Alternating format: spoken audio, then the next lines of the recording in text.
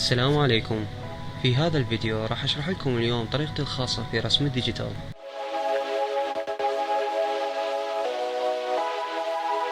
رسم الديجيتال يعتمد بصورة خاصة على اللايرز، بمعنى الطبقات. الطبقة تتكون من خطوات. الطبقة الأولى تحتوي على السكتش أو التخطيط.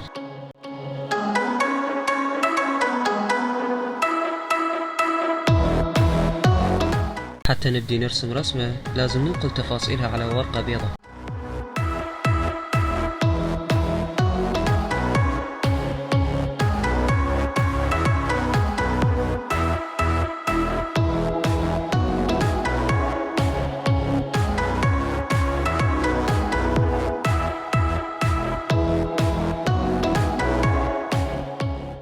على فكرة لاحظت رسامين كثير يستخدمون طريقة خاطئة في الرسم، يعني من انت تخلي صورة وترسم عليها ابدا ما راح يعتبر فن.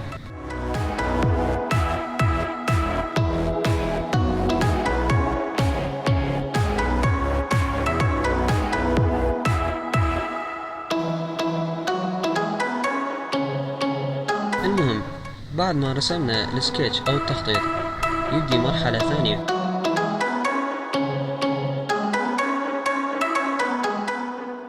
وضع ليرة جديدة، وهاي الليرة راح تحتوي على لون البشرة.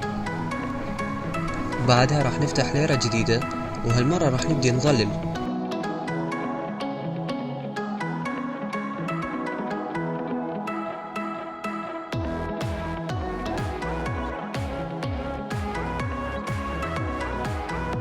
الطبقة اللي بعدها هي اللي راح تحتوي على التفاصيل. كل ما ترسم تفاصيل أكثر كل ما تبرز رسمتك وتصير أحلى.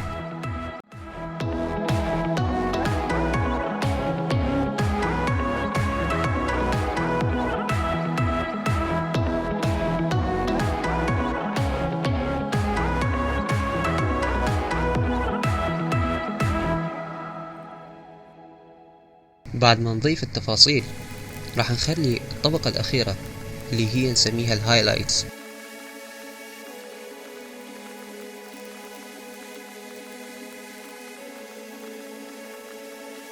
بهاي الطبقة راح نضيف لمعة الضوء.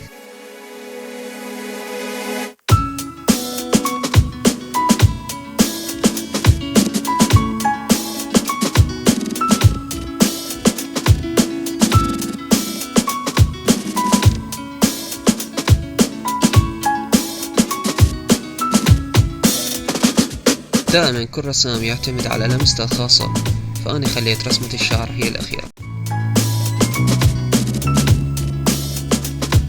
هسه راح اخليكم ويا فيديو تفصيلي للرسمة.